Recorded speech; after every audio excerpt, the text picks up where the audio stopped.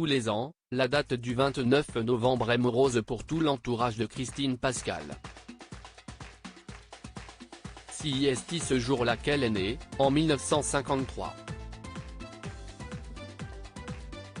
Malheureusement, comme vous le savez sans doute, la cinéaste avait tendance au vague à l'âme. Soignée depuis le 24 août 1996 pour des troubles psychiatriques à la clinique du château de Garches, elle s'est finalement donné la mort, dans la nuit du 30 au 31, en se défenestrant. Cette tragédie avait évidemment semé terreur et tristesse dans la famille de l'actrice, scénariste et réalisatrice. Et avait, surtout, rendu son époux fou de rage.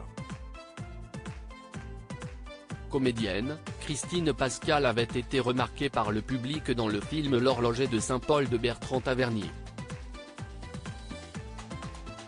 Si est lui qui avait repéré ses talents d'actrice et leur collaboration s'était apparemment passée à merveille. Il avait choisi de l'engager, à nouveau, sur 4 autres longs métrages, notamment un sur lequel elle avait travaillé en tant que comédienne mais aussi en tant que scénariste.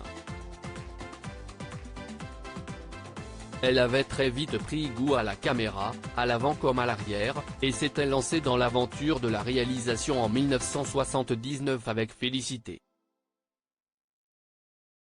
Son 4e projet, Le Petit Prince Hadi, avait été nommé au César en 1993 et avait remporté, plus tôt, le prix Louis Deluche et le prix du scénario au Festival international du film de Montréal.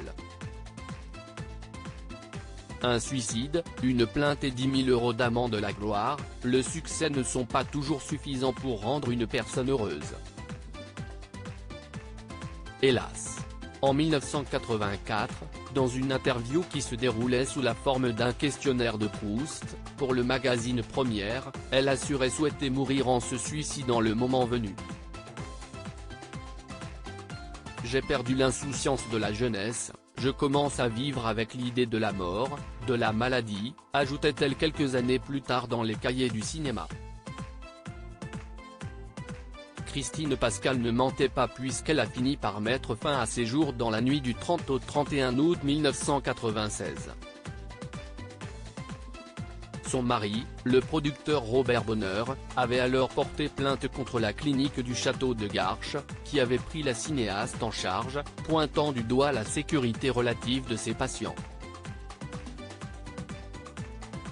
Après l'enquête de la gendarmerie, une instruction avait été ouverte contre le psychiatre et le directeur de l'établissement.